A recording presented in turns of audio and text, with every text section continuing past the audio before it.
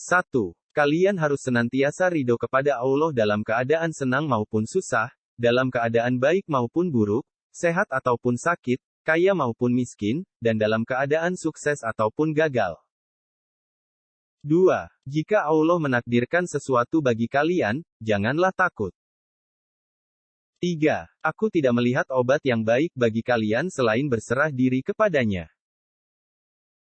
4. Jika kalian ridha, Dia akan mengubah kesusahan kalian menjadi kebahagiaan. 5. Janganlah mengeluh kepada selainnya, sebab itu justru bisa menyebabkan bencana bagi kalian, tenang dan diamlah. 6. Bersopanlah yang baik terhadapnya dan terhadap makhluknya. Sedikitlah berbicara yang tidak berguna bagimu. 7. Orang-orang yang meninggalkan amal dalam keadaan berilmu, ilmu itu akan melupakanmu dan berkahnya hilang dari hatimu.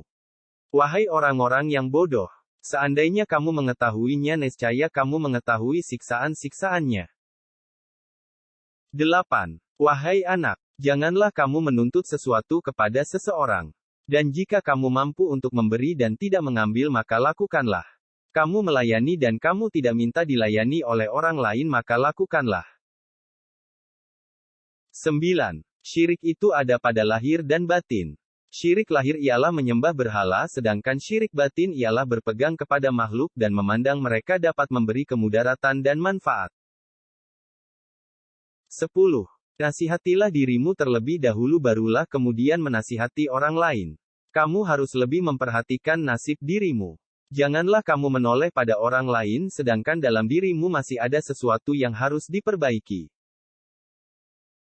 11. Selama hidup di dunia ini, yang terbaik adalah menyelamatkan hati dari buruk sangka. 12.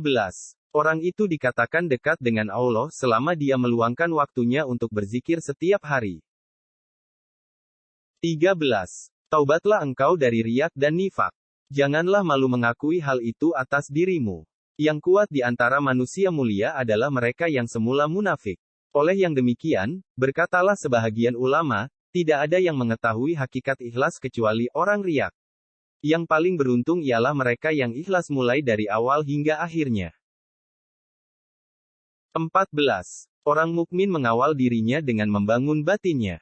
Kemudian bari membangun lahirnya. Sebagaimana orang yang membangun rumah, membelanjakan sejumlah uangnya untuk mengisi rumahnya itu sebelum pintunya terbuat rapi.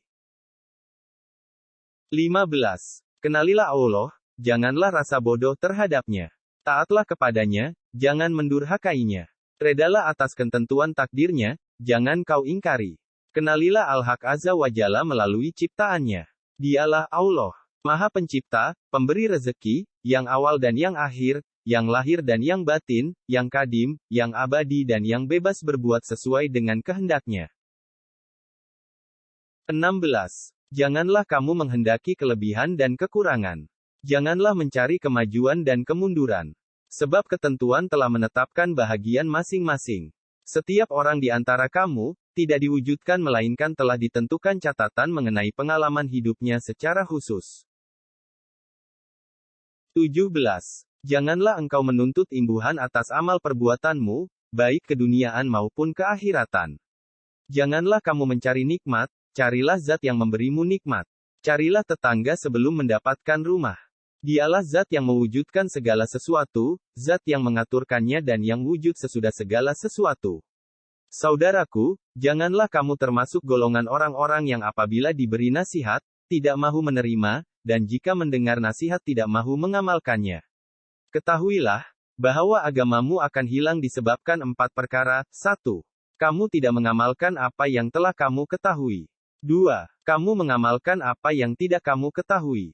3. Kamu tidak mahu berusaha mengetahui apa yang tidak kamu ketahui, sehingga tetap bodoh. 4. Kamu melarang manusia untuk berusaha mengetahui apa yang mereka tidak mengetahuinya. 18. Jika dunia dan akhirat datang melayanmu, dengan tanpa susah payah, ketuklah pintu Tuhanmu dan menetaplah di dalamnya. Bila kamu telah menetap. 19. Nafsu seseorang selalu menentang dan membangkang. Maka barang siapa ingin menjadikannya baik, hendaklah ia bermujahadah, berjuang melawannya, sehingga terselamat dari kejahatannya. Hawa nafsu semuanya adalah keburukan dalam keburukan, namun apabila telah terlatih dan menjadi tenang, berubahlah ia menjadi kebaikan di dalam kebaikan. 20. Di antara ciri orang yang arif bila azza wa jalla adalah ia selalu sabar menerima berbagai malapetaka dan rela terhadap semua kada dan ketentuan-ketentuan takdirnya dalam segala ehwalnya, baik berkenaan dengan pribadinya, ahlinya dan semua makhluk sesamanya.